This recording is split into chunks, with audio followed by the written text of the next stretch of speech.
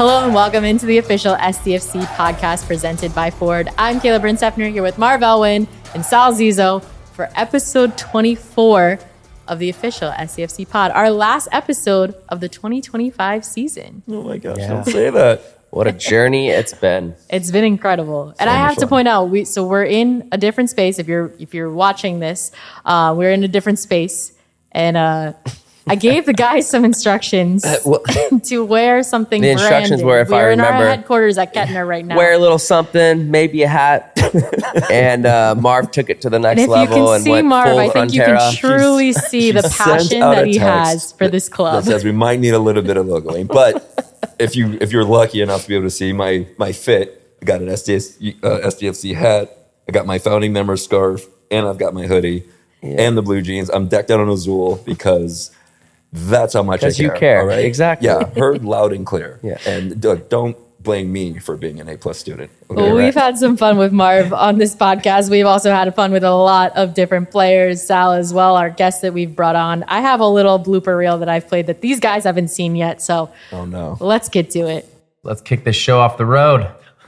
Is that a thing? Is that a saying? Let's kick the tires on the fires. Was that Independence Day? Okay, like who do I go with, But then you're like Marv going to games by yourself. Yeah. Will you leave me alone? You were the first keeper of the flow at the inaugural home match. I played in the World Series. I played in the World Baseball Classic. I played in front of our fans postseason.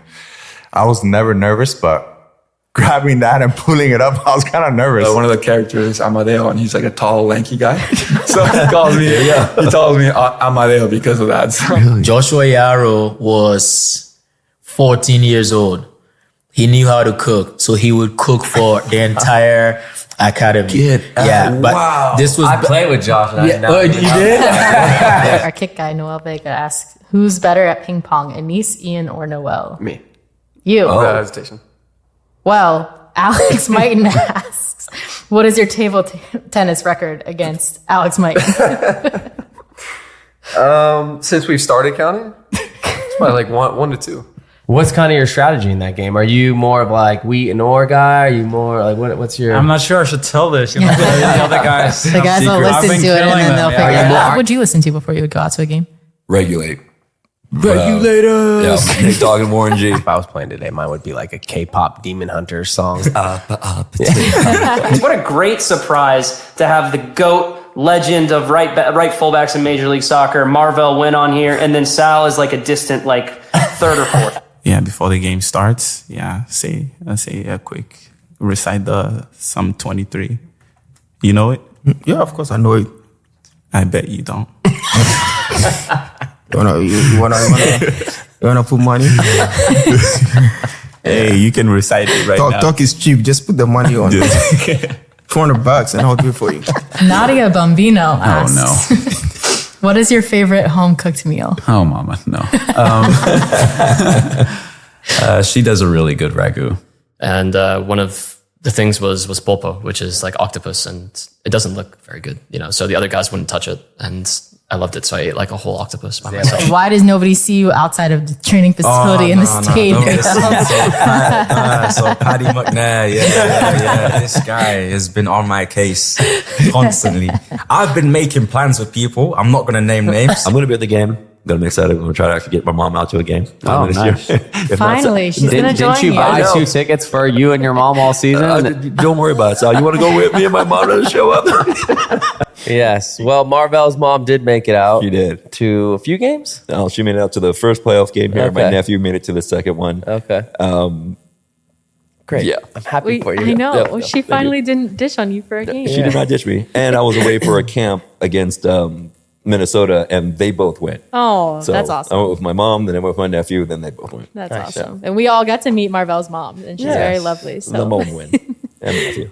Such a great experience being able to talk to everybody and just having these moments, getting to showcase their personalities to you all as well. I think it's been so fun. I want to reflect with you guys on just what this season has meant. Both of you have, been from here, have played in this league, have been so embedded into the sports community in San Diego. What has this club in this first year meant to you? Yeah, I mean, you could talk way back to when I first, started playing soccer and getting serious to the point, becoming a professional back in 2006. I've always wanted a team in San Diego, an MLS team. It was kind of a combination between what I did for a living, what my identity was, to the city that I love so much, the city that I grew up in, the city that I want to live the rest of my life in, who I have so many family and friends. I care deeply about this city.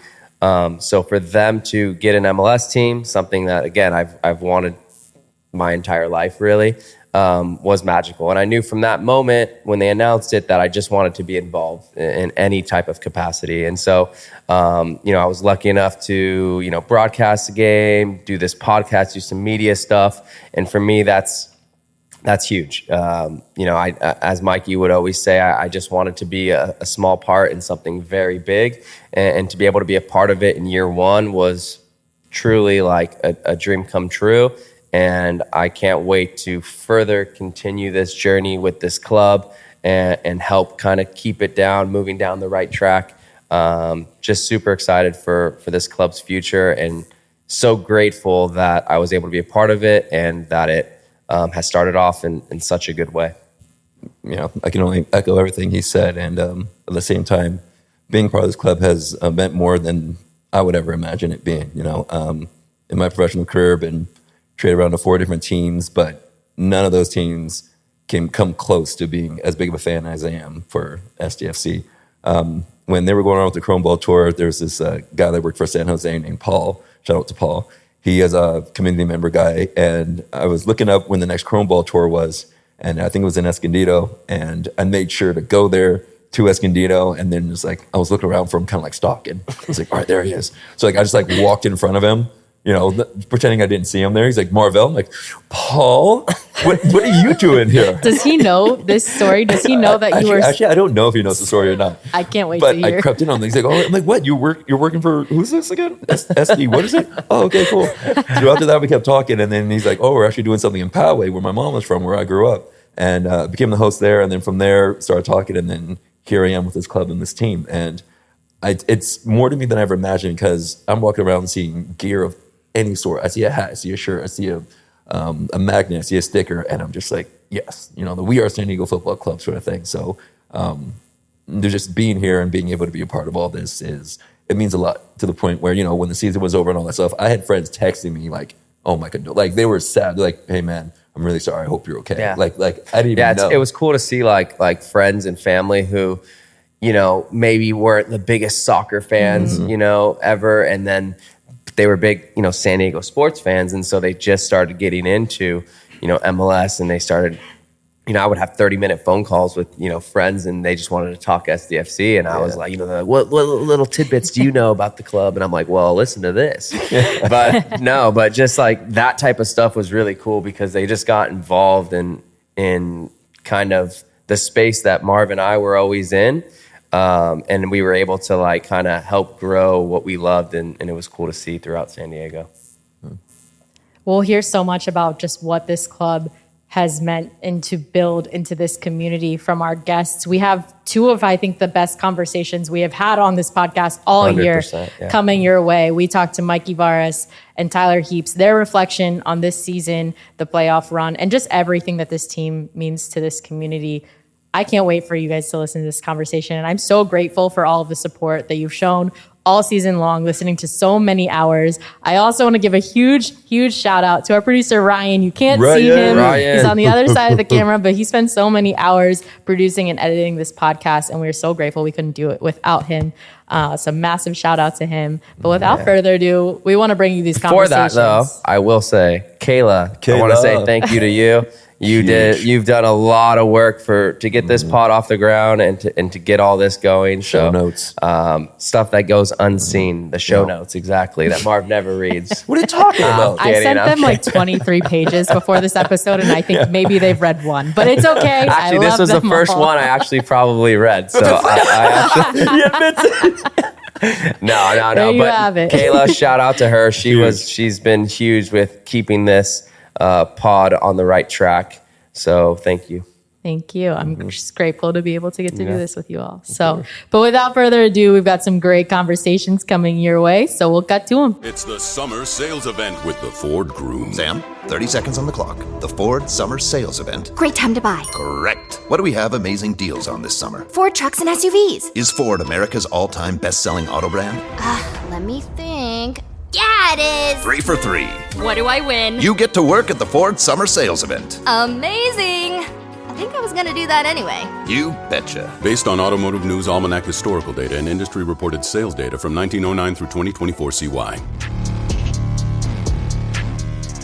All right, we're joined by head coach Mikey Varas. Mikey, welcome back to the pod. Thanks for having me. Appreciate it. Thank you for being here. So I know we just spoken to you recently, but that was a few months ago now. A whole playoff run has occurred. What has this last month, 2 months looked like for you? Just an amazing adventure, and obviously pressure ratcheted up as the season gets going and is getting towards the end. But just a wonderful experience. Not a lot of sleep, but a ton of adrenaline. Can't imagine that. Oh man. So what are your emotions like during this playoff run? Like, does it feel like any other regular season game, or are little moments a little bit more nerve-wracking, anxiety ridden, or how does that feel sitting there? I just think the excitement is up a little bit because there's finality to every situation. Yeah. So, we go after every game the same and we take every game the same. So that first game of the season is just as important. But when there's finality to a game or a series, if this, then that. Yeah. Of course, there's a little bit more excitement. There's a little bit of nerves that we try to use as a productive tool to say, okay, let's make sure we have no regrets at the end of this. Yeah, so how's that a balance when it came to the preparation in terms of we want to approach every game the same because we want to play our game. This is who we are. This is how we're going to play no matter what. But then with the added pressure, especially with these young players in the first year versus a couple of veterans that have been there, how is that balance on trying to get them prepared not only for the game as usual, but also to deal with the amount of pressure that you all had? Yeah, I think that's a great question. Hopefully, every day of training from beginning to the end was so competitive, so intense that it prepared us for the moment. That's what you hope for as a coach. Then, of course, you got to manage different parts of the season a little bit differently. Beginning of the season, it was a lot about information overload and knowing that they might arrive to a game a little bit more tired, a little bit more full, because we were prioritizing the fact that we need to lay the foundation for style of play and culture. At the end of the season, a lot of work has been done. So the priority was more arriving fresh, sharp, and confident. And so it was about mostly picking the 2 to 3 most important things that we think would help for that game right in front of us, because you have that one moment to go out there and perform. And then to make sure that they understand, you've done so much work, guys. It's just about leaning into everything you've already done, everything you have, and then seeing where we land. I know you've spent a lot of time, post-match and then obviously the last couple of days reflecting on this season, but I want to get your perspective. Maybe when you look 5 years down the road and you look back on this season as a whole, what this team was able to accomplish in the playoff run, what do you think will stand out to you the most about this first season in club history? I think what will stand out the most is, and I've said this before in different ways, is we all decided, and that's you included, you guys included, Tyler, business. We all decided who we wanted to be from the get-go, and then we went for it. And there's a lot to be proud of when you do that, when you get so many people to fully commit to that in the good and in the bad. I think that will be the most important thing, because that's what gave us a chance of having a special season. At the same time, there's going to always be this tinge of sting. That's never going to go away, because when you're one step away from MLS Cup, there's no guarantees in life you're ever going to get back there. We'll always go for it, But the fact is you're one step away. So there will be a little bit of bittersweetness to it, but mostly pride that we decided who we wanted to be, we went for it, and we all grew as the season went.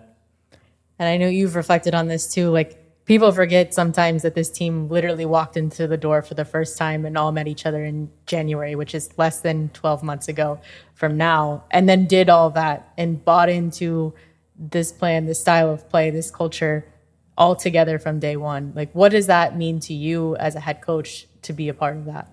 Yeah, it gives me goosebumps because I've always said that I would rather be a small piece of something really huge and special than a big piece of something small. And just being a drop in the bucket for something that I think was so clear for everyone to see is really, really special for me.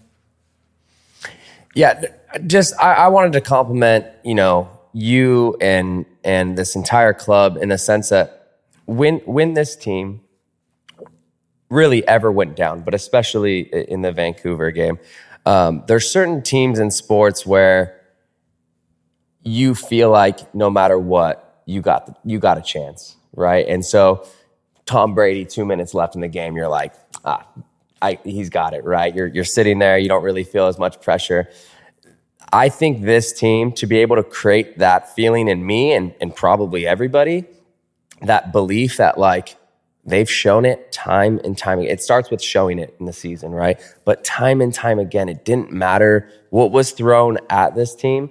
We always responded and always performed so well. And for me, being able to accomplish that in year one by itself, that belief, that identity is, for me, incredible that the club was able to do that in such a quick amount of time that, I'm getting text messages from my friends like, oh, they're down 2-0. And I couldn't have felt more confident that we were never out of that game. And that's what for me was like, kind of like an overall synopsis of the entire season is like, I think I'll always have that feeling about this year's club and obviously hopefully moving forward. Yeah, I appreciate that. And I think first and foremost, that's a credit to the players because they bring the football to life. They bring all the concepts, all the ideas, all the intentions to life on the field in real time. Mm-hmm. They're the ones who decide who we are in those moments. That's one. Two, I think you're absolutely right. Like on the sideline, it could be taken as delusional, but down 0-3 in that locker room, all of us believed we're going to get the 1-3. Yeah. And when we get the 1-3, we're going to get the 2-3. When we get the 2-3, we're going to get the 3-3. It wasn't a question. It was just about how and making sure we go for it. And then, of course, we get the 1-3, and then we go down a man. Yeah. And you can still see. Yeah, still chances. We still think we're going to get the 2-3. Yeah. And if we get the 2-3, we're going to get the 3-3. Yeah. And I think that's probably the most important aspect of the DNA that came out, because a lot of people misconstrue who we want to be. Yes, we want to play exciting football. Yes, we want to have the ball. All of that, though, is laid on a foundation of a fighting spirit, a team spirit, a will to win, to do whatever it takes. That's the foundation. Then the football flows from there. And when we said we wanted to be a reflection of the community, that's a direct reflection of the community. And I've also said this before where, people also misconstrue what San Diego is about. San Diego, they think, is only the beaches, only sunshine. Yeah. Everything is chill. Everything is perfect all the time. And what they don't realize is that people who live here, especially people who live here for a long time, they make massive sacrifices and have to work really hard to be able to do that. Yeah. And we have people who work day and night, work multiple jobs, so that their kids get to have the experience of living in a place like this. And so I think it's just clearly not only who we are as a club, but it's who we are as a community, and that's the most important thing.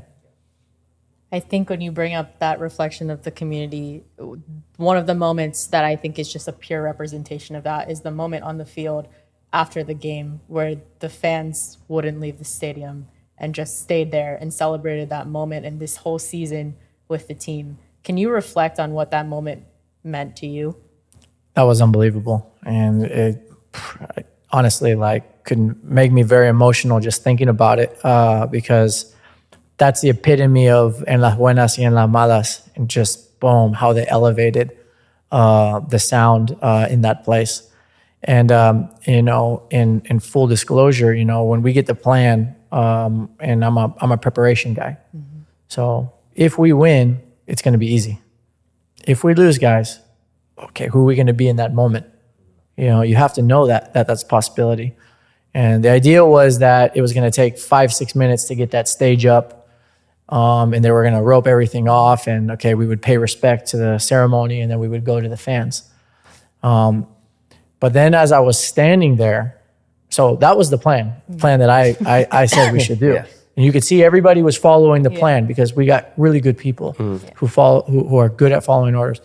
And as I'm standing there and I can see Vancouver in the opposite corner, and I just feel Frontera getting louder and louder, I was like, the plan's not right. And so that's when I kind of said, guys, let's go. And I went under the rope because they earned that. You know, they earned that, and wasn't going to be making them wait 12, 14 minutes for that. No, they earned that. And it gave me goosebumps because, you know, you look at Frontera SD, and it's a great reflection of all our fan base. And you just have a diverse group of people. You have people from up north, you have people from south, east, from the beaches, you have kids. You know, you have Latino people, you have people who probably work blue collar, you have wealthy people, and they're just all there together, all unified for their love of their city and their club. And it was a really beautiful moment for all of us. Yeah. No, I was sitting there. I was able to bring my dad, my little son, my daughter, my brother, and his son. And we were watching the game. And, you know, I was kind of like at that stage where I was seeing them set up the stage, and I was kind of like in player mode, like, I don't want to watch them celebrate on our field, you know. But then I saw Frontera to my left, and they just kept going and going and going. And I actually got goosebumps as well. And my daughter was watching, and my son. And it was like one of those moments of like how I felt in the city of San Diego when the Padres went to the World Series and lost in '98, and the fans were staying there, or when they started waving the towels, everyone had the towels in the stands, and it just felt like it was the Frontera, but then it was like the entire stadium was kind of merging with it, and it was just kind of one of those moments that, like, as a San Diego sports fan, player that grew up here, was really like fun to see the city, and like a special moment that will be etched in my brain. Of how this season kind of came to an end, and it just kind of culminated on what the season meant and just how special it was for the city. So again, like, just another thank you just to how much this meant to so many people, because it wasn't just the people watching the game; it just was so much more for everybody else as well. I appreciate that, and I think it's such a good point that it wasn't just Frontera. Yeah. You know, I've been talking to people in recent days and saying, you know, it was the whole stadium. Yeah. There were so many people. You could feel it coming from your left, from your right, from behind you. It was quite overwhelming. And I think when we started the first games, what I've had a reflection about is, like, you could see the club went through a lot of effort to make it like an entertainment, right? The fireworks, there was singers, there was this, there was that. You know, we tried to go out and win games and play a good football. Frontera from the beginning was going. And it felt like early on, it was like, okay, we're here and we get fans there, and that's cool, but it's an entertainment thing. Man, towards the end of the season and through playoffs, all of a sudden you start to feel like, no, this is a football. Yeah. This is a football game. Yeah. In a football city. And it's not just Frontera. The whole stadium is into it. They're trying to push the referees. Yeah. They're lifting us up when we're down. You know, they're all making a chant in unison. And then all of a sudden we were still doing all that other stuff, the fireworks and the cool, the flow, right? All that stuff, it's still cool. But all of that all of a sudden was secondary. Yeah.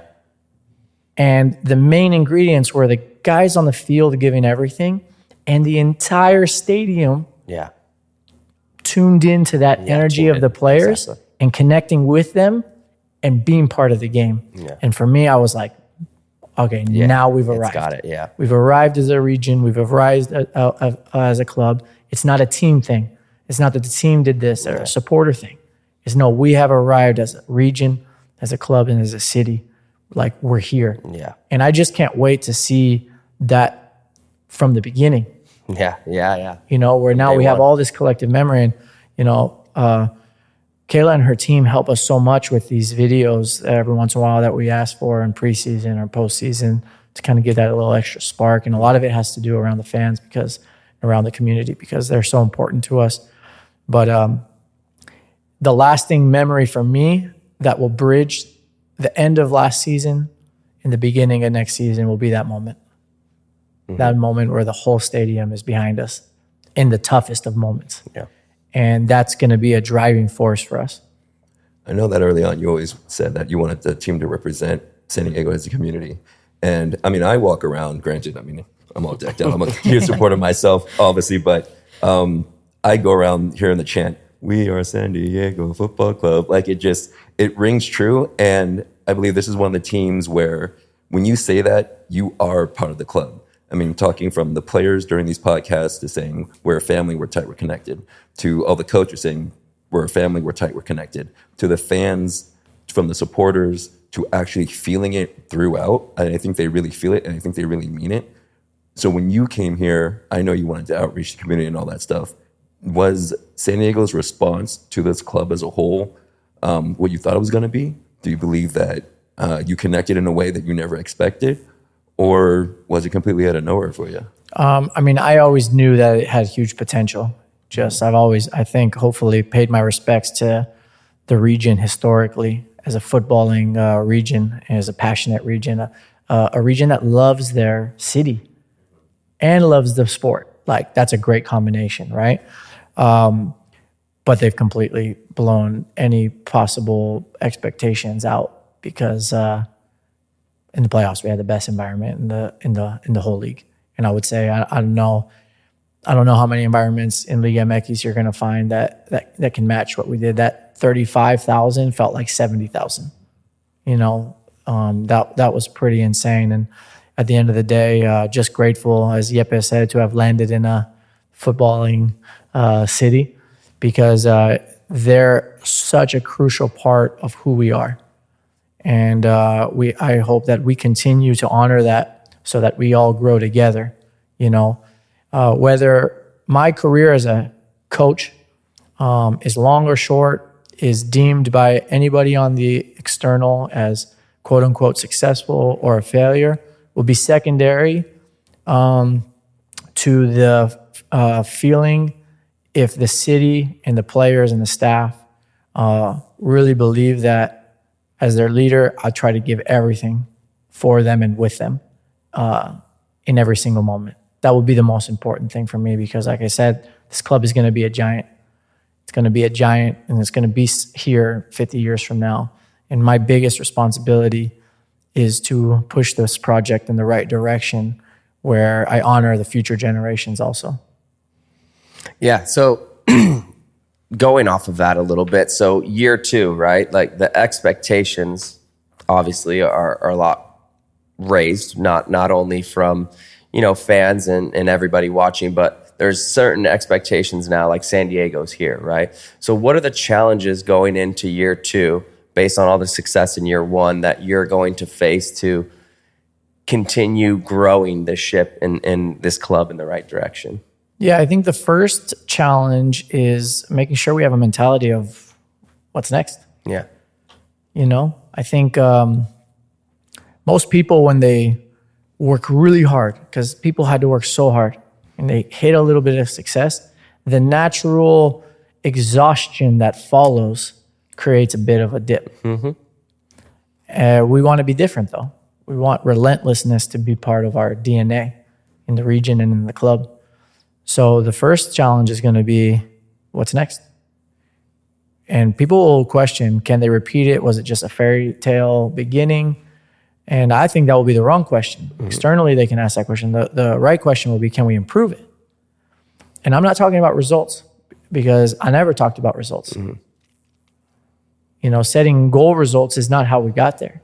It's how we showed up every single day. It's how we woke up in the morning, spent our day, went to bed at night with intention, with ambition, with hard work that gave us a chance of doing something special. And we need to see if we can improve in that mindset, that process, that day to day. Because if we can, then I know the long-term prediction that I have that the club will be a giant, will be safe and in good hands.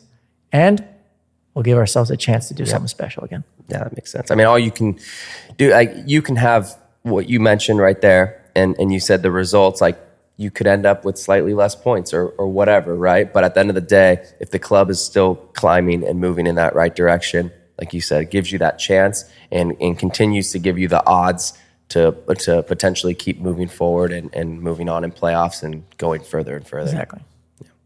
I want to touch on something we've talked about a little bit. I know you've mentioned it on the podcast. We've talked a little bit with Kelvin and with Frank about just some of these internal milestones that have been set. I know we've kind of, given a brief overview, but I want to hear from your perspective, how in establishing this culture and creating a space where milestones that are not just, results driven are being celebrated within the team. What does that look like for you? What is the importance for that in building that into the culture of this team? Yeah, it goes back to the every day. What you do every day is what's most important, right? And I think a majority of clubs in the world, they set objectives or goals, whatever you want to call it. You want to qualify for this or you want to win that. But guess what? Everybody does that. Everybody wants to make playoffs. Everybody wants to win. So, okay, great. You sign up for this, and if you're not wanting to win, you're in the wrong business. So what can we do that helps us do that? That's actually more important. Okay, yeah, everybody wants to do that, including us. Let's put that aside then. What's going to help us do what we need to do every day to give us the best chance of reaching those? And that's where the milestones concept come from. And we have a few different types of milestones. So we have milestones that are, let's call it just game to game milestones, right? That are we did this. And if we do this often enough, you have a better chance of winning. So for example, scoring 3+ goals in a game. That's something that's a milestone for us. Anytime we can hit 3 goals. We want the mindset that if we have 2, we want 3. Okay, so that's a milestone. The other milestone is win the box entry battle. We get in their box more often than they get in our box, right? So we have a set of these that we know if we hit these in a game, it's more likely we will have won the game than not. And so we're very intentional with that. Then there's results that are just single game results, right? So this would be a bounce back win. So we've lost and then we've bounced back, because we talk about, top teams bounce back quicker than average teams. Okay. Another one might be starting a streak, attacking a streak, keeping a streak going. This is all a result one that you can get in any one game that might kind of set a pattern. Then we have a cluster of games, and this would be a week of 3 games that we get at least 7 out of 9 points. So don't be happy with just 2 wins and a loss. The very minimum, try to get 2 wins and a draw or 3 wins. Okay, and we did that. Single game one, an example would be road points, right? We talked about road points. Home win. A home win was a milestone, and then road points. So you get 3 milestones if you got all 3 points away. And this drove the mentality of the group. And another example of the cluster of games would be getting 10 road points. That was one. So getting 10 road points. So knowing that not just getting one, but let's get a cluster of road points that matter. And then I think we at least tied some records from a road perspective. One incredible, yeah. Right? And then there were then there's the big ones, right? You qualified for playoffs. Okay. We qualified for Copa Champions. Okay. And these are the big ones that we'll probably start the milestone wall next year with those 2 already on the wall. But all the other ones, they got to go away, because now you got to start earning those again. That's really cool. You mentioned qualifying for CONCACAF Champions Cup. I want to talk to you a little bit. I know Sal and Marv have some questions about this. It's just what opportunities does being able to play in additional tournaments like that, and also having, you know, games like the World Cup that's going to create space. We talked to Tyler a little bit about it, about, you know, midweek games and all of that kind of additions to the calendar. What kind of opportunity does that create for next year? Yeah, we're going to need a bigger squad, and maybe a few more players, but also just a robust squad that you can count on. You can count on 2 per position, because there's going to be plenty of opportunities for players to play. And I think this is something we really worked on all year, about making our squad bigger. How do we make our squad bigger? We sign guys who can play multiple positions. We have competition in positions, right? And then we have enough players. And that will be a really important thing that guys take advantage of going, because we play now 3 competitions, and we play in a congested season because of the World Cup break. So for us to have a good season, it's going to take more guys than it took this year. Does it make it a little bit easier as a coach to integrate a lot more of these players and to get them to really buy in and feel part of the team when there's so many games and so many competitions? You know, I remember as a player, you know, we were talking about it where like we would have these Open Cup games, and now you're getting the guy that hasn't seen MLS minutes all year, and he's starting at right back or whatever, right? I think these games, right? And we talked about Dua as a you know, an example of that, right? Someone that really performed well in a game that wasn't an MLS game, and then it gave him the opportunity to really take off and grasp the opportunity.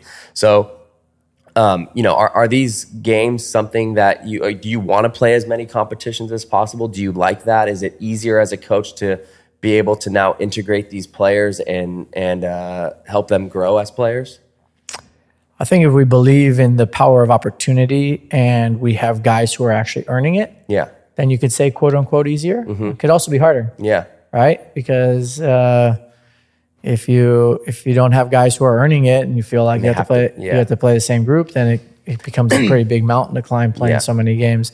We always look at it as a great opportunity though. Play more games, make our squad bigger. We trust. We start from a level of trust in terms of trusting our players to prepare themselves the right way and to take advantage of their opportunities. The main thing that I think is going to be an advantage this year is that we'll never have to experience the onboarding of 20-something players at once again. Yeah. You know, so we'll be integrating a few new faces, but a lot of the guys will have had a year's worth of, you know, work. Yeah. Right? To hit the ground running on. And I think that's something I'm really excited about, seeing how we take the next step with that. I was actually going to bring something like that up because we were talking, about a year ago?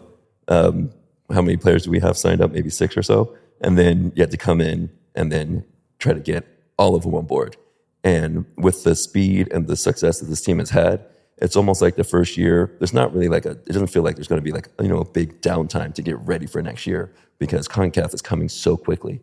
So it's as if, we do have players that have been in this for a year, but now we have to get a whole bunch of new players to hopefully get them to buy in. But with the way that the first year went and them all being on board as much as they were, it's almost like, you know what? We're all going one way, and these new guys, we can bring them right in. And not only can we bring them right in, but they can actually potentially start in these big games and then get an opportunity, because that's the kind of atmosphere and environment that you brought here is no matter what year you or amount of experience you have, you can come in and start right away. When you're looking at these new players that are coming in and all that, are you thinking starting potential or just potential opportunity? We're the right place for you. Yeah, everybody needs to come here with a mentality that they want to try to start. And everybody we should sign that has the ability to push for starting. I want those kind of headaches as a coach. I want the headaches that we just have so many good players that are so performing well that I have to make the tough decisions. I think the worst, easiest decisions a coach has is that the lineup is made for itself every single week so clearly. You know, I think that competition drives. And what I would say is it's important that all the players and all the fans also know that something else we've established really well this year, and it's not me, it's everybody, is that It doesn't matter how old you are. It doesn't matter what your name is, how much money you make. It doesn't matter. If you help the team win, you will get opportunities here. You know, you can earn something here, no matter where your starting point is. And we're really direct with you. So we might tell you straight to your face, day one, you're the third so-and-so. You're the third string this.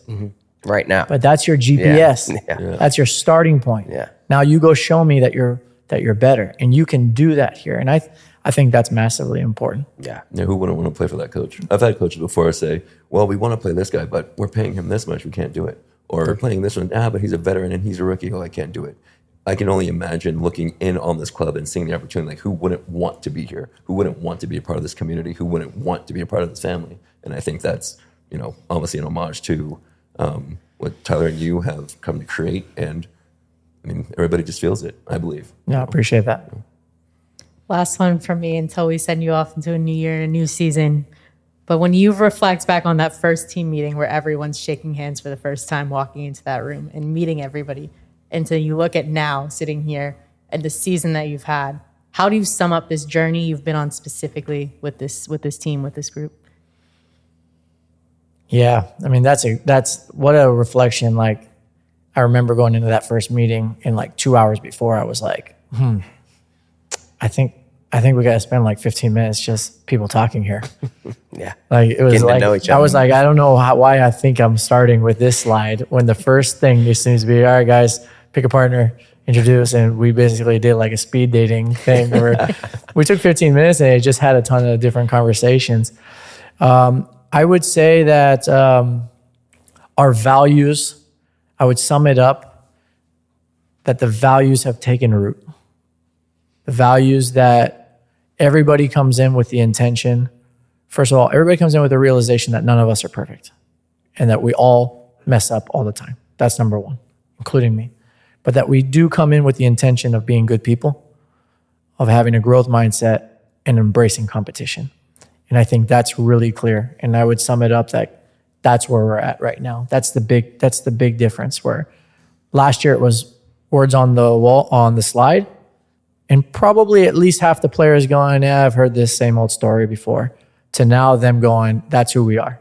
And if somebody wants to join, that's who you have to be. Otherwise, it's not going to work here. That's really special. And a lot of work goes into that. So it's really commendable as well. So thank you again for all of your time and your work into this organization. And I think we're all very excited for what the future holds for this club. I think it's just important to note that, so many people thank me. And I mean this from the bottom of my heart. I don't think I deserve it, because it's taken every single one of us. It's taken all of us for that work to be done. And of course, I have to play my part, but that includes every fan, every Fronted SD, every season ticket holder, anybody who just caught the bug, even the last few weeks because of playoffs. Like every single one of us was a drop in the bucket of helping start this. And I just hope that all of us stay as committed, because the city and the club has a special journey ahead of them if we do. Awesome. I don't have any other words to say. That's a perfect way to wrap it. Thank you, Mikey. Appreciate the time. Appreciate y'all. Thank you. As the official specialty insurance partner of San Diego FC, Palomar offers standalone earthquake insurance that protects property and peace of mind. It's crucial to be prepared. Visit plmr.com or contact your insurance agent for a quote. Palomar, reimagining specialty insurance with innovative, creative solutions. Hey, welcome in, Tyler, sporting director. Nice to have you back on the pod. Thanks for having me. Been a long year. You were our last guest, but there's been a lot that has happened since the last time that we've had on this show. Just walk us through what this last month or so has been like for you. Yeah, it's been, I think, rewarding. Probably the first word that comes to mind. Stressful, because these are finals, right? You get to a point where we had 3 elimination games. The third game against Portland, and then Minnesota, and then this last one against Vancouver. And so that's going to add stress to the environment and everything else that comes with it. But also a sense of pride about everything that we were able to accomplish. And continue that into playoffs. It's not easy to be one of the last 4 teams standing.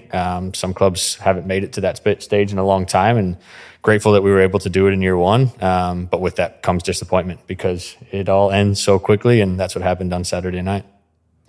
Last time we spoke, you said the challenge heading into playoffs was to leave as little doubt as possible. What can you say about the expectations that you had for this club, the team had for this club in the playoff run, and the outcome from your perspective? Yeah, I think when you get to the playoffs, everybody thinks they can win it. I think that's American sport. That's why you play playoffs. It's you get to a point where everybody's on the same level playing field. It doesn't really matter what you did in the regular season. And I thought in that first series against Portland, I think we left little doubt. Yes, we did lose a game, or we tied a game and then lost in penalties. But I thought in the third game we were fantastic, and it was a really good bounce back from the team. It was difficult with the long break. We had sent guys away on international. Unfortunately, we had sicknesses and injuries and everything else that comes with it, and that's the challenge of MLS schedule. And luckily, with the recent news, that will hopefully change in the near future, where we'll be playing the playoffs straight through. And so I'm really looking forward to that because it's really challenging. Then you play a Minnesota team that's completely different, and you got to prepare in one way. And then you play a Vancouver team that's the complete opposite. And so my reflection looking at that is I thought we were very clinical, very good in the Portland game, very good in the Minnesota game to try to leave as little doubt as possible, even though it was a really difficult challenge. And then you play a Vancouver team, and we hadn't played a team like that in a long time. That's the difficulties of the MLS schedule. It had been 2.5 months that we played a team that went toe-to-toe with us. And we were able to dominate the possession in the 4 games against Portland and Minnesota. And then you play a team that's going to try to control the ball. And we were far from our best, and that's probably my biggest disappointment is that the team probably had one of their worst games of the season.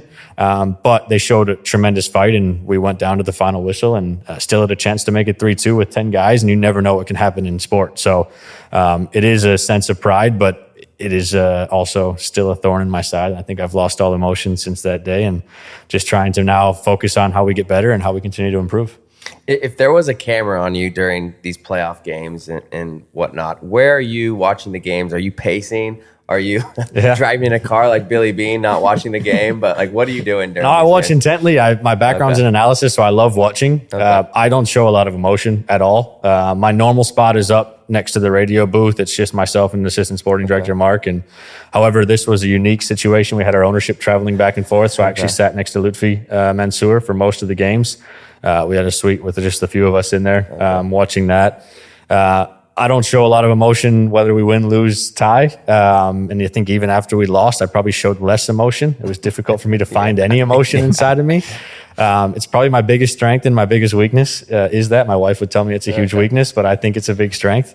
But yeah, I believe that my job is done at that stage. My job has been done at that stage, and I'm not directly correlated to what happens in the game. And so I like to just sit back and enjoy it because that's why we are all in this sport, why we work day in and day out. Game day is the best day, right? And so the ability to just relax before and show up and be able to watch and hopefully be entertained. And I was entertained often this season.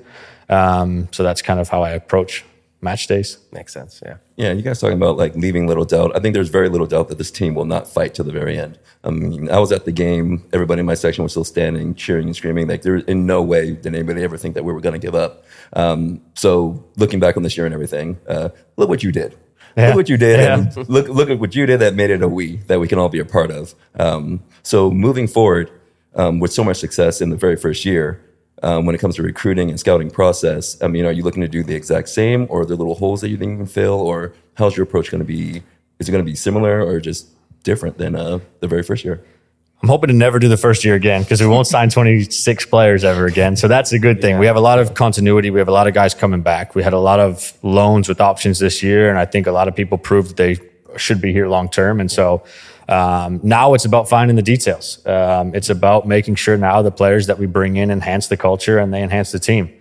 We need to increase competition. Everybody got a year older, and sometimes for the young ones, that's great. But for the older ones, sometimes that's a challenge. And so the expectations of those players next year, we need to figure out what those are and how we approach that. And then also we arrived in preseason with a new style of play that not a lot of people knew. And I think the beginning of the season, we were just forced to play guys over and over and over again. If you look at some of the minutes that Anders, Jeppe, Chris McVeigh, everybody racked up over this year, it's a huge credit to them that they were able to stay available and stay fit.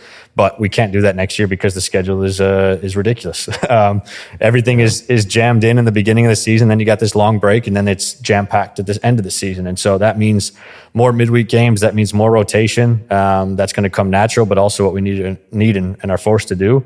And that will mean more opportunity for new players. And so we need to make sure that competition level from the top guy to the bottom guy is as small as possible, and that we prepare those players as much as possible to contribute. So we're looking everywhere. We have a lot of flexibility from a roster build standpoint, which we're fortunate. We didn't go and sacrifice everything to have success in year one, but sustainability is probably the most difficult thing to do in sport. And now the expectations are a bit higher. And so we need to ensure that the recruitment style is also goes hand in hand with that.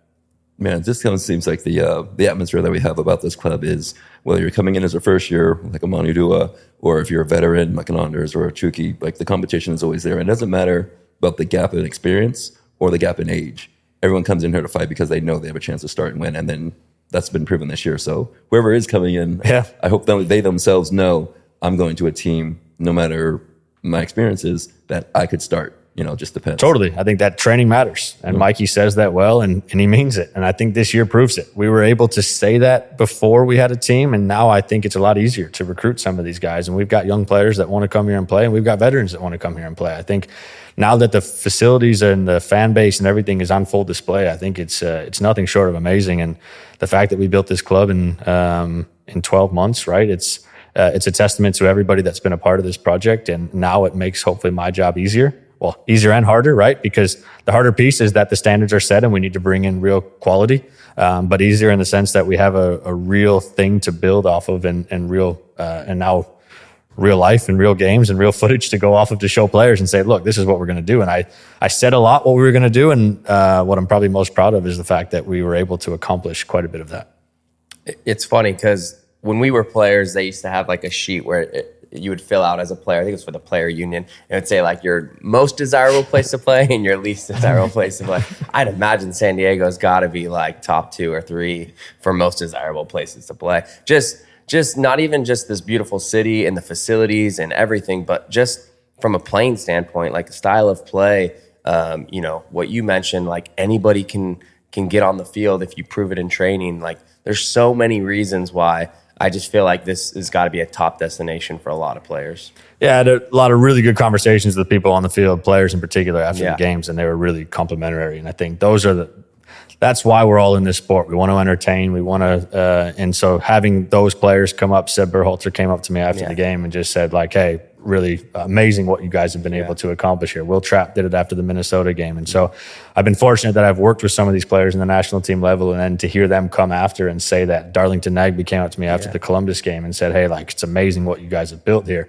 That goes a long way because those guys have been, and those guys are real players in this league, and they've seen this league grow and they've grown with it. And so the fact that we're the new child in this and people speak so highly of it, those are the ones that probably make me the most proud because we built something that people want to be a part of. Absolutely. Yeah, there's no shortage of text messages that I get like, wow, man, like you guys are incredible. And I'm just like, yeah, I don't think anybody expected this, but like that's what's kind of crazy in this whole situation is like the expectations weren't there, and then we just brought it to like the highest level, and that's why Marv mentioned next year, and you've mentioned a few times now, the expectations are a lot higher, the bar's a lot higher. Yeah. So.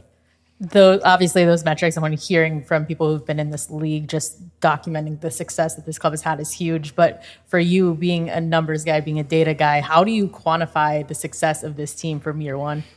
Yeah, I think there's a lot of positive outcome. I mean, this year we led the league in minutes played by teenagers, and we have no academy. I mean, there's clubs that have had academies for 10 plus years, and we were able to go out. We were able to go out and acquire these guys, and they were able to show that they have the quality. And Mikey showed that he has the belief and the trust to play them. And they came out, and so I think nearly 11% of our minutes this year were played by teenagers, and we had consistent starters throughout. I know we played an extremely young back line the entire playoffs. We had no one over the age of 22. We showed that there still is value in the NCAA draft. It's a huge credit to our scouting and recruitment, but we had 2 college draft picks play among the highest minutes played of any draft pick this year. We were able to lead the league in possession. We had the highest possession percentage in the last 7 years of MLS. And so we came out from the beginning and said we're going to be a ball dominant team. And I think I got laughed at quite a bit by people in and outside the league of like, okay, good call, but it's difficult in this league. And we showed that we were going to play with conviction and we were going to play with and be brave. We won 22 games this year. If you look at the last couple of years, there's not a whole lot of teams that can say they've won 20 plus games in this league. And as a first year team, I think it made it even sweeter and more impressive.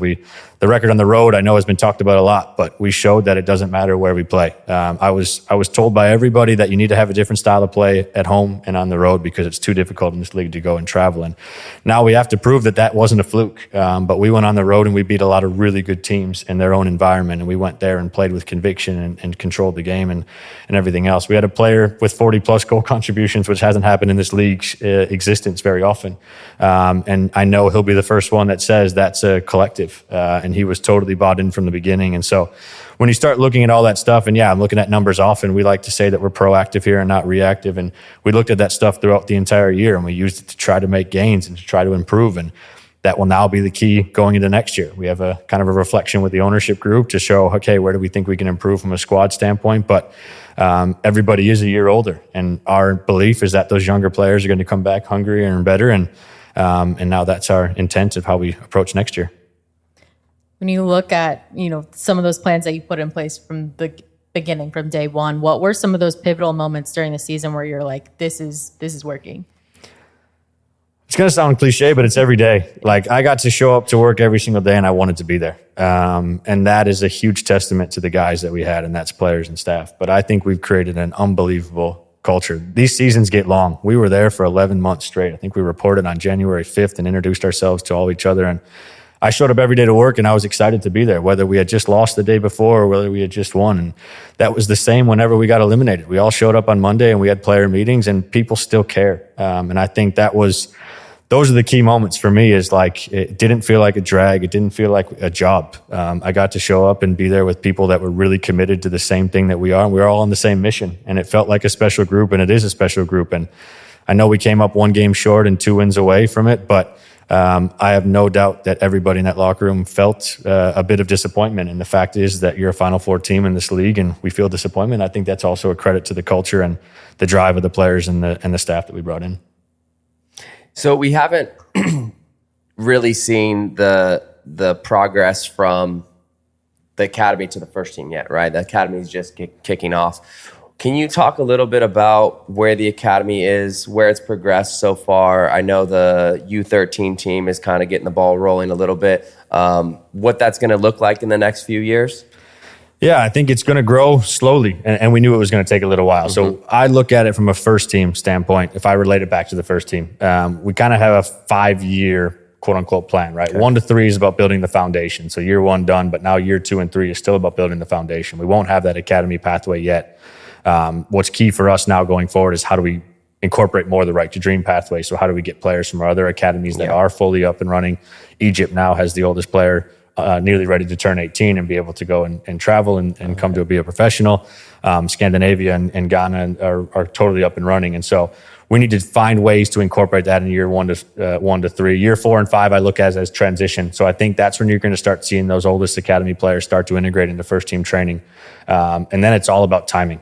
So when are those players ready? What are the opportunities that are available for them? Is it a position need? Is it an injuries situation? And then I think after 5+, this club will also look a lot different than it looked this year. I think you're going to see that number of teenagers continue to increase, and that's a credit to all the scouting hours that the academy recruitment staff is putting in and the coaching hours. And so it is just a U13 team right now. It is largely 2012s and 2013s that are there, and that seems like an eternity away. But there was also 2009s that made their debuts in this league this year. And so it's not too crazy to think that in a couple of years, that first kid that's in there right now, goofing off in the lunch line and trying to cause havoc is going to be a first team player. And I think that's my job to ensure that those opportunities exist when those players are ready. And it's the academy's job to make sure that they're as ready as possible, as quick as possible. And so I'm really looking forward to how we continue to build that, and it'll make my job a lot easier because if you can recruit internally, it's always better than going and recruiting externally. And you can already see that. You go watch this U13 team, there's qualities there, and the style of play there is looking exact same as what we're doing. And I went and watched a game during this playoff run, and the referee came up to me and he said, "Hey, I'm a season ticket holder. Congratulations. I can see the same team playing." He's like, I thought that was Chris McVeigh getting the ball right there and bringing it on. Awesome. And so that's, again, it's about that collaboration and making sure that we're aligned. And I know we will be. And I know that in a couple of years, we're already going to be seeing some of those players come through. If you look at, obviously all the success we've been talking a lot about on the field, but off the field, the culture and the environment that this team has created for this community, you could see that in the playoff matches. They were all sold out, all of the home matches for their season. What's your perspective on being able to experience that, and what does that mean to you? Yeah, it's unbelievable.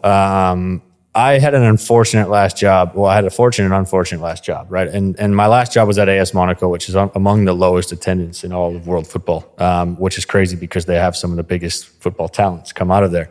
And so I lost a little bit of what that special game day felt like. I've been fortunate. I've traveled the world and I've been able to see some unbelievable atmospheres and be a part of it. And then to be able to build this from scratch. And I remember going to some of the first meetings a year and a half ago where I'm the representative of the club to go meet with the supporter group who have no idea the players that we're going to sign, right? And so it comes full circle that last moment. And I don't think you could even hear the trophy celebration that Vancouver was doing because I saw some of those same faces and their kids in the stands just belting out, obviously, the chants that they've created. And that's a full circle moment for me. And it's unbelievable, the fact that we did build this club. And the fact that those guys turn out in those numbers. I mean, that supporter section, it wasn't just the playoffs. That supporter section in Frontera SD was filled nearly every single game. I remember Friday night against Nashville, that place was rocking. Even Wednesday nights. Exactly, because of them. And then the fact of, there were two really moments in the playoffs that stick with me that give me real hope for the future, that this thing will only continue to get bigger and bigger. And it was that final moment on the field against Vancouver. And then it was the 94th, 95th minute against Minnesota, where it's normally the chants coming from the supporters, and it was the entire stadium chanting. And I think those moments were really, really cool and really special to be a part of because I've seen that supporter group, and it's a huge credit again to the staff here that have helped build that. It's a huge credit to them as a union coming together and making sure that it was one voice and a powerful one, and being able to see that on match day is special. And I'm really looking forward to already coming back home next year and trying to continue to build off that. Yeah, I was next to the Frontera at the end of the Vancouver game, and it's like no one wanted to leave, and it reminded me a little bit. And I don't, talking my age here, but in '98 when the Padres lost in the World Series against the Yankees, similar. Like the fans just stayed for like hours after the game ended, and just to congratulate the team and show their appreciation for how well the season went and the effort that they all put in. And that's exactly what I felt. And it's such a good foundation to have in year one. It was just almost like a perfect storm, right? The fans just kept growing and were always there from day one. And same with the team, right? It all just kind of came together at the end. And, obviously you could say it's just a little bit short, but I think, you look at things from a broader lens and you say, wow, what a foundation that's been set at San Diego, for years to come. So yeah, that moment I was with my dad and my son and my daughter, and we were watching that, and I was just sitting there and just just admiring it all. Wow, this has been built, in the span of 1 year. It's just incredible. I think it's a real connection too. Yeah. I think there's a real connection between the supporters and the players and everything. And that's because this is team one. I believe that they had access to these players that no one knew who they were. And then you hear some of the cheers for Luca Bombino and Manu Duo when they announce their names. There's no way anybody in this city knew who those guys were. You're building icons, like what you mentioned, Exactly. And now those guys are household names. Yeah. And I think that is it's an incredible thing. And that connection between supporters and club is really important because, look, I was that supporter at one point, right? I grew up envying the Minnesota Thunder players that I went and watched. And I still remember shaking Joe Warren's hand after a game, and those things stick with you. And now I hope that it's, whether it's your son or someone else's son, I got to shake Luca Bombino's hand. Those are moments that, again, I have to pinch myself a little bit because I'm in this role now and I've been able to help build this thing, but there's so many other people that play a factor in that. And these are memories that people are creating for a lifetime. And it's truly remarkable to be able to see all that. So what does this time now look like for you? You kind of take the deep breath, the season's done, but there's so much more work to do on your realm. What does this look like for you? Yeah, it really never stops. I do need to try to find a way to make it stop for a little bit. I haven't seen my wife much. We got married almost a year ago, and I think I've seen her about 20 days. So I do need to take a little bit of a break, but the transfer window comes really quickly. We've had exit meetings all week. So we met with every single player, the ones that are staying and ones that are going, and sometimes those are really difficult and challenging conversations. We met with staff members to make sure that we're prepared because we already have this preseason start date and we're trying to already iron out that. And so, but these next couple of weeks is about reflection. I think it's about looking at where we can improve. It's about looking at contract situations, how we're looking for next year, which is we're already pretty far along on. And then it's about being ready for preseason, but also being ready to move on any potential targets, making sure that we set the foundations and that we know what the financial implications could be and that they're aligned with what the club has, and that we go after the players that we think can improve the team. And then there's always a little break during the holidays in football, and well, there isn't in England and some of these other countries, but there is here at least. And then the transfer window opens pretty quickly whenever you start preseason, and then preseason will be busy because we start CONCACAF Champions Cup very quickly. So just making sure that we have all that stuff buttoned up. We have a staff ready to go in case there's anybody we're adding there, and then getting ready to start this thing again. Yeah, I was going to ask you, you've touched on it a little bit, but can you touch on kind of some of the changes that are coming up for this upcoming season leading into 2027 where things will really change? You mentioned CONCACAF, obviously the World Cup will have some adjustments to the season, just kind of what that looks like. Can you just give an overview of just what changes are coming for next season in terms of the schedule and what to be prepared for? Yeah, the biggest change for 26 is that we play before MLS season starts. It's CONCACAF Champions Cup. We qualified for that in year one, and it's a fantastic achievement. We're going to get a big team to start. We're in pot 2 because of the way CONCACAF rankings work, which means we're going to get a pot 1 team, which is probably one of the big 4 in Mexico or one of the big 4 in MLS. So I think that will be a really exciting measuring stick right away to see where we sit. Then obviously we've got the league schedule, which has been released, a lot of midweek games because you have an extended break for the World Cup. So the team will break for a few weeks. Those that aren't in the World Cup, we're hoping to have some representation of San Diego FC here on home soil, which will be amazing. And will be, again, a huge honor and a huge credit to the staff and the players. And then we have a ramped up second half of the season where Leagues Cup gets thrown in, a lot of midweek games, a lot of travel. We've got some long travel next year. We go away to Miami. We go away to New York. We go away to Orlando. The farthest we went this year was Charlotte. So that will create some challenges. So working through all of that. And then, as you mentioned, 27 could be completely different again. TBD still, but it sounds like you're going to have some type of sprint season the first couple of months of the year, and then you're going to break, and then you're going to start on the European calendar. And so a lot of exciting things coming, but a lot of new. Again, we're not too shy of new here since this is our first year, but really just looking forward to getting the team back together to try to get training again, improve, and then got to be ready for that game in CONCACAF Champions Cup. Sounds good to me. Yeah, I know if there's one team that can roll with the punches, it's gonna be us. Yeah, it'll be next man up next year, and there's gonna be no other way around it. You don't have an academy, you don't have a second team, and that causes some difficulties on your roster build. You need to have as many players ready to go as possible, and we proved that we needed every single guy this year. There were games this year we had 4 guys on the bench. We have a bit of a tricky situation at goalkeeper now because we've got Pablo he will be suspended for the first game of the MLS season after his red card, and CJ still recovering. He's making positive strides, but let's see how that goes. It was amazing to see our first signing, Duran, get an opportunity in the Western Conference Final in his hometown.